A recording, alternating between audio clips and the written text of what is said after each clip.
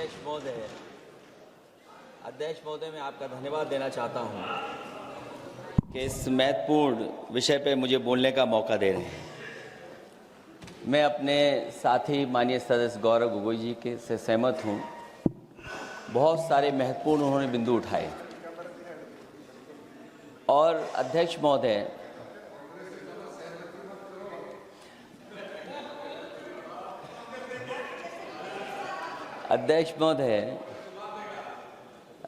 मुझसे ज़्यादा मेरे रिश्ते शायद हमारे विपक्ष के लोग ज़्यादा जान रहे हैं और जितना विपक्ष के लोग नज़र रखेंगे मैं समझता हूँ उतना रिश्ते और मजबूत हो जाएंगे। अध्यक्ष महोदय, मैं आंदोलन को बहुत दूर से देख रहा था और उस आंदोलन में जो जीत के बाद नारा लगा, एक नारा लगा अध्यक्ष महोदय, सरकार के खिलाफ नारा लगा कि सरकार को ये अहंकार था कि सरकार झुकती नहीं है, लेकिन उन्हीं नई पीढ़ी के लोगों ने ये वो नारा दिया कि झुकाने वाला चाहिए, सरकार भी झुकती है और सरकारों को झुकाना भी नौजवानों को आता है। सरकार झुकी और स्वीकार किया उन्होंने। जो करोड़ों नौजवान जो मांग कर रहे थे कि सबसे पहले जो मंत्री जी हैं वो इस्तीफा दें, और बिंदु दूसरे अलग हैं जो हम लोगों को जानकारी में मिल रहा है। अध्यक्ष महोदय, सरकार हर विषय पे स्वीकार किया है, लेकिन पता नहीं अध्यक्ष महोदय ये बात समझ में नहीं आ रही है कि सदन में उन आश्वासनों को क्यों नहीं रख रही है सरकार जो सहमति बनी है। और उसके बाद अध्यक्ष महोदय, हम लोगों ने देखा कि जब मंत्री जी लौटे हैं, मंत्री नहीं रहे, उसके बाद सदन के बाहर उनका स्वागत किया गया।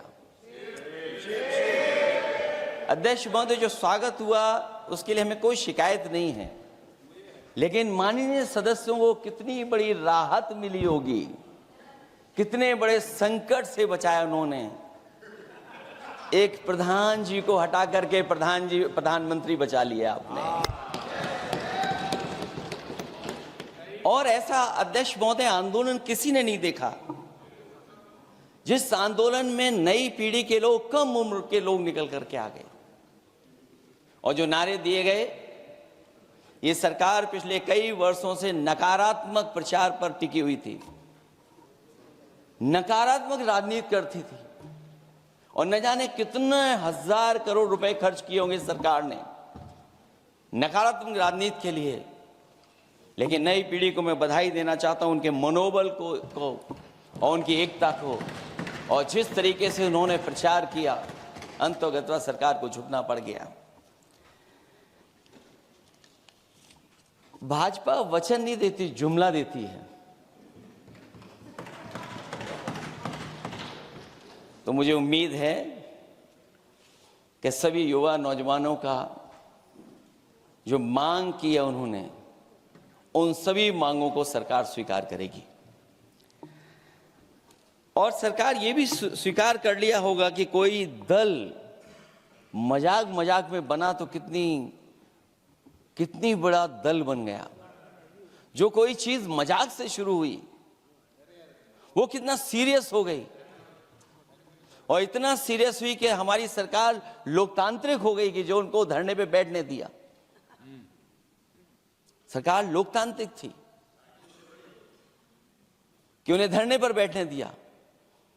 हमने वो भी समय देखा है कि जहां पर धरने पर नहीं बैठने दिया, वर्षों वर्ष लोग बैठे रहे धरने पर, उनकी सुनी नहीं गई। इसी दिल्ली को घेरा था किसानों ने, और सरकार को लगा कि चुनाव आ गया तो सरकार ने तीनों काले कानून वापस ले लिए। जब सरकार घबरा जाती है, डर जाती है, तो सरकार स्वीकार कर लेती है। इसीलिए वो नारा मुझे अक्सर याद आता है कि झुकाने वाला चाहिए, सरकार भी झुकती है। जो विषय लाया गया है कि prevention of unlawful means act, सरकार को कम से कम ये बताना चाहिए था कि 2024 में जब ये लेकर के आए थे तो आज 2026 में कैसे पेपर लीक हो? और केवल गिनती के 1-2 पेपर लीक नहीं हुए हैं। ये ऐसा आंदोलन रहा जिसमें माँ बाप और नई पीढ़ी के लोग सब जुड़ गए। अगर हम ये माने कि 20 लाख बच्चों ने परीक्षा लिखी थी और उनके घर परिवार के सदस्यों को हम इसमें जोड़ दें, दादा दादी, माँ बाप और परिवार का कोई सदस्य, तो 5 लोग प्रभावित थे। और 5 गुणा 20, 1 करोड़ लोग नाराज हुए सरकार से। और अक्सर हम पॉलिटिकल लोग हैं, हम लोग जानते हैं जब कभी आंदोलन करते हैं तो कितनी तैयारी करानी पड़ती है, गाड़ियों का इंतजाम, खाने का इंतजाम और इंतजाम। लेकिन ये पहला आंदोलन देखा कि जिसमें माँ बाप भी जुड़ गए और कहा कि जाओ बच्चों आंदोलन करो, हम आपके साथ हैं। ये पहला आंदोलन ऐसा देखने को मिला है। और केवल दिल्ली में नहीं हुआ ये, केवल दिल्ली में नहीं हुआ ये। अगर ये बात गलत है, अगर ये बात अध्यक्ष महोदय गलत लग रही है, तो देश के होम मिनिस्टर साहब को ले आइए, वो सब एक्सप्लेन कर देंगे।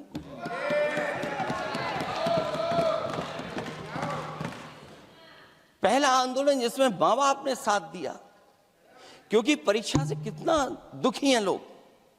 ये जो परीक्षाएं लीक हुई हैं, कई महीनों पहले ये किताब बना दी थी। और अध्यक्ष महोदय, जो लोग चढ़ावा चोरी नहीं बचा पाए, वो पेपर लीक कैसे बचा पाएंगे? जो भगवान के दरबार से दान गायब हो गया, दान चला गया, वो लोग पेपर लीक बचाएंगे?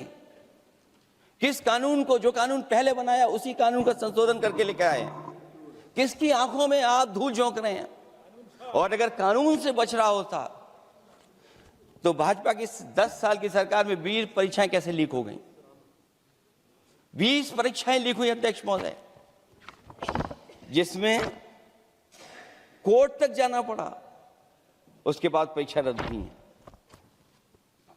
दरोगा भर्ती का पेपर लीक हो गया, जूनियर इंजीनियरिंग के भर्ती का पेपर लीक हो गया, ग्राम विकास पंचायत अधिकारी का पर्चा लीक हो गया, नलकूप चालक भर्ती का, यूपी टीईटी का परीक्षा लीक हुआ। और एक बार नहीं हुआ, 3 बार पेपर लीक हुआ यूपी टेट का।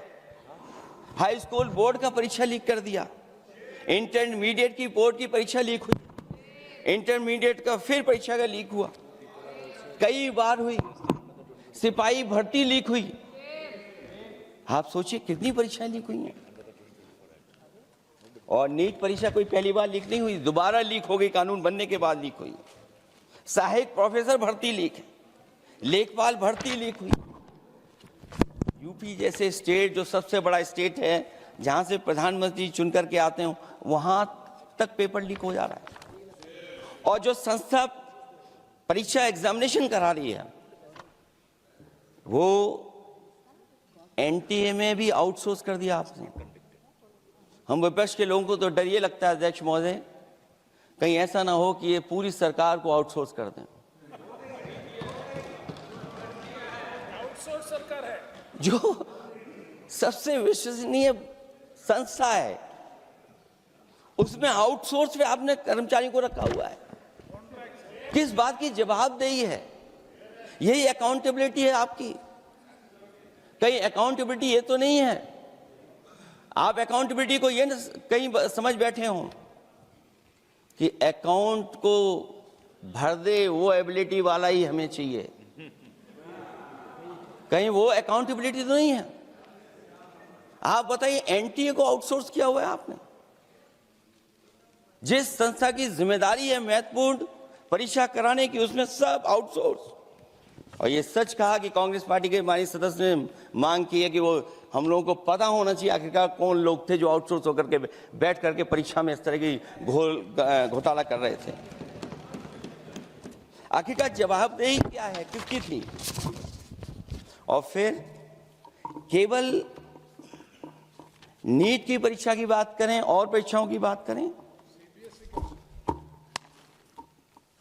अगर हम अध्यक्ष महोदय, जब से सरकार बनी है तब से सरकार की कोशिश रही है कि शिक्षा, परीक्षा और यूनिवर्सिटी का ताना बाना पूरा ध्वस्त हो जाए, उसको एक रंगी बना दें हम, उसमें अंडरग्राउंड अनरजिस्टर्ड लोग शामिल हो जाएं। ये पिछले जब से भारतीय जनता पार्टी की सरकार आई है तब से हो रहा है। और फिर शुरुआत कहां से होती है? क्योंकि आप नहीं चाहते कि देश के गरीब लोग पढ़ें लिखें आगे बढ़ें। सरकार ने सबसे पहले हमला किया प्राइमरी स्कूल पर, और प्राइमरी स्कूल कितने बंद किए हैं आपने? जहां से बच्चे की शिक्षा की यात्रा शुरू होती है। एक गरीब परिवार का बेटा बच्चे कहां से पढ़ करके निकलते हैं? सबसे पहले प्राथमिक शिक्षा सरकारी स्कूलों से पढ़ करके निकलते हैं। हमारे बहुत सारे माननीय सदस्य होंगे, वो उन्हीं प्राथमिक विद्यालयों से पढ़ करके आज इस सदन तक पहुंचे होंगे। आपने सबसे पहले स्कूलों पे हमला किया, और प्राइमरी से लेकर के नौकरी तक पे आपने हमला किया है। युवाओं के भविष्य पर आपने चोट पहुंचाने का काम किया है। और जो प्राइमरी स्कूल जो आपने बंद किए हैं, वो इसीलिए बंद किए हैं आपने कि पिछड़े, दलित और गरीब के वर्ग के परिवारों के बच्चे पढ़ लिख न जाएं। क्योंकि आज भी अगर हम देखते हैं प्राइमरी स्कूल में कौन पढ़ने जा रहा है? सबसे समाज के गरीब परिवार के बच्चे पढ़ करने जा रहे हैं। सबसे पहला हमला आपने वही किया, और इसीलिए किया क्योंकि नींव पर ही अगर हमला होगा तो ये आगे नहीं बढ़ पाएंगे। जो आंकड़े सरकार के बताए गए हैं, 1 लाख से ज्यादा सरकारी प्राइमरी स्कूल बंद कर दिए सरकार ने। और अगर ये बात गलत है तो हमें उम्मीद है सरकार इस पर भी जवाब देगी। और अगर हम आंकड़े निकालें तो जो आंकड़े दिखाई दे रहे हैं, यूपी में सबसे ज्यादा प्राइमरी स्कूल बंद हुए हैं। और ये सरकार के आंकड़े हैं कि 7 लाख से ऊपर विद्यालय थे जो अब 6 लाख रह गए हैं। और यूपी में तो सबसे ज्यादा बंद हुए हैं। उत्तर प्रदेश में 26,386 सरकारी प्राइमरी स्कूल बंद कर दिए सरकार ने। और केवल प्राइमरी स्कूल बंद नहीं किए हैं, नौकरी पे भी हमला किया है। 69,000 शिक्षक भर्ती को लेकर के बड़े पैमाने पर घोटाला किया गया। और घोटाला इतना बड़ा है कि वो सभी कोर्टों में गए हैं और पिछले कई वर्षों से आंदोलन कर रहे हैं। कोई स्थान नहीं बचा अध्यक्ष महोदय जहां पर वो शिक्षक भर्ती के लोग न गए हों। मंत्रियों के यहाँ गए हैं, आंदोलन किया है, हाई कोर्ट गए हैं, सुप्रीम कोर्ट गए हैं। लेकिन देखिए सरकार भी कमाल की है कि सरकार उनको नौकरी नहीं देना चाहती। और इसलिए नौकरी नहीं देना चाहती है क्योंकि उन्होंने भर्ती गलत की है, और भर्ती में जिन लोगों का अधिकार छीना है वो सबसे ज्यादा पिछड़े और दलित परिवार के बेटे, जिनका अधिकार इस सरकार ने छीना है। और ये अगर बात नहीं ठीक है तो हमें उम्मीद है कि सरकार इसका भी जवाब देगी।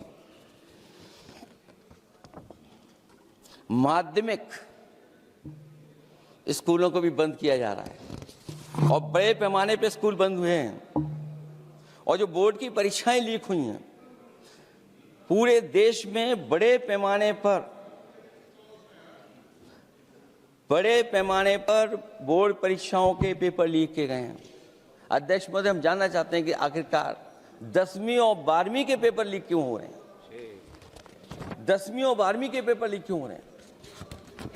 इसके लिए अगर कोई सरकार के पास जवाब हो तो बताएं।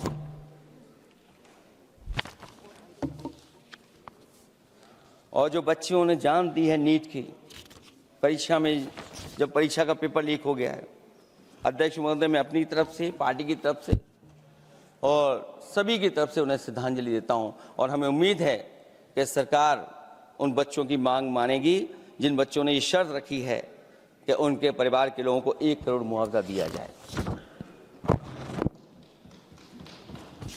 जब उच्च शिक्षा में जिस तरीके से भर्ती हो रही है, अध्यक्ष महोदय, जो उच्च शिक्षा की भर्ती है, उसमें जो अपॉइंटमेंट हो रहे हैं उनके बारे में तो क्या चर्चा करें कि जब संस्था पे सबसे ऊपर बैठा व्यक्ति ही अन्याय करेगा तो पूरी संस्था में अन्याय होगा। जब से ये सरकार आई है, जो बड़ी बड़ी संस्थाएं हैं, उन सब संस्थाओं में एक रंगी लोगों को बैठा करके उन संस्थाओं को ध्वस्त करने का काम कर रहे हैं, और न केवल उन संस्थाओं को खराब कर रहे हैं, बल्कि अध्यक्ष महोदय, उत्तर प्रदेश में एक स्वतंत्र सेनानी, उनके नाम पर यूनिवर्सिटी बनी, मौलाना जौहर यूनिवर्सिटी। यूनिवर्सिटी बनकर के तैयार हो गई। इन्होंने कोई सरकारी यूनिवर्सिटी नहीं बनाई, और अगर कोई प्राइवेट यूनिवर्सिटी बन भी गई है तो उसको भी हथौड़ा लेकर के तोड़ने की तैयारी कर रहे हैं ये लोग। ये नफरत की राजनीति कहां लेकर के पहुंचा देगी। और जब से बीजेपी की सरकार आई है, तब से नफरत की राजनीति और दूसरे लोगों के साथ किस तरह का व्यवहार हो रहा है, उन्हें कहीं भी न्याय तक नहीं दिला पाई सरकार। और जब नौकरी की बात आ जाए तो अध्यक्ष महोदय, अग्निवीर भर्ती में भी जो हर साल में कितनी भर्ती होती थी, कभी 80,000 भर्ती हुआ करती थी, अब भर्ती केवल 10,000 हो पा रही है। आखिरकार अध्यक्ष महोदय, सरकार नौजवानों की पढ़ाई और नौकरी पे हमला क्यों कर रही है, और नौकरी पे हमला क्यों हो रहा है? जब आप ये कहते हैं कि हमारे नौजवान हमारी डेमोग्राफिक डिविडेंड बन करके आए हैं, कहीं यही नौजवान हमारी आपदा न बन जाए, इसके बारे में भी सरकार को सोचना चाहिए। और मैं ये जरूर कहना चाहता हूं कि अध्यक्ष महोदय, अगर शिक्षा अच्छी होगी, परीक्षा सच्ची होगी, तो तरक्की भी पक्की होगी। और ये तरक्की नहीं चाहते हैं, इसीलिए शिक्षा पर और परीक्षा पर हमला कर रहे हैं। मैं इन्हीं शब्दों के साथ अध्यक्ष महोदय आपका धन्यवाद देता हूं। और जो बिल लेकर के आए हैं आप, बिल तो 24 में भी लेकर के आए थे आप, जो 24 में बिल लेकर के आए थे, उसके बाद नीट परीक्षा का पेपर लीक क्यों हो गया, ये आप बता देना मंत्री जी। आपको एक कानून बनाने के बाद दूसरा कानून बनाना पड़ रहा है, ये क्या वजह है? और आपको मंत्री जी का स्वागत इसलिए करना पड़ रहा है कि आपको संकट से बचा लिया। और अगर अखिलेश जी तो समाजवादी है। मैं पूछना चाहता हूं कि छात्रों का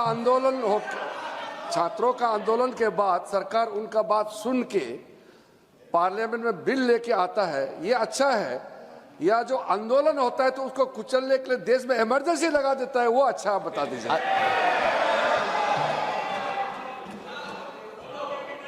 अध्यक्ष